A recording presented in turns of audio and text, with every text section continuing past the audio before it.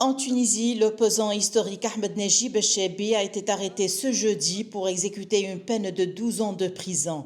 La décision fait suite au verdict rendu dans le cadre du procès dit de la conspiration contre la sécurité de l'État, un dossier qui a visé plusieurs figures politiques et médiatiques.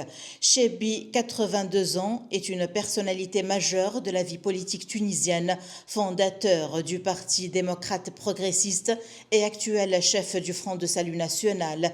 Il dénonce un procès politique et une justice sous contrôle du pouvoir.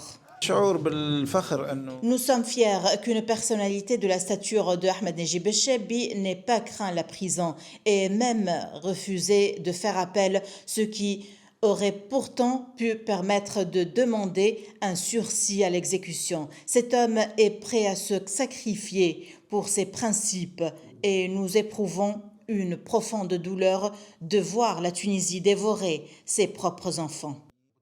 Quelques heures avant son arrestation, une conférence de presse réunissant l'ensemble des composantes de l'opposition s'est tenue dans la capitale. Les partis et coalitions longtemps divisés ont présenté un front commun face au pouvoir. Ils affirment vouloir rassembler leurs forces pour répondre à ce qu'ils qualifient de dérive autoritaire et de criminalisation de la dissidence.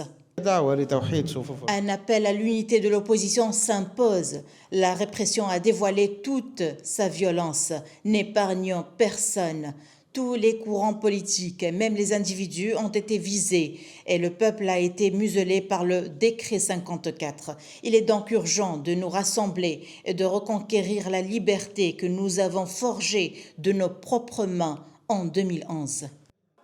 Les différentes formations politiques préparent des actions de terrain et des manifestations dans les prochains jours.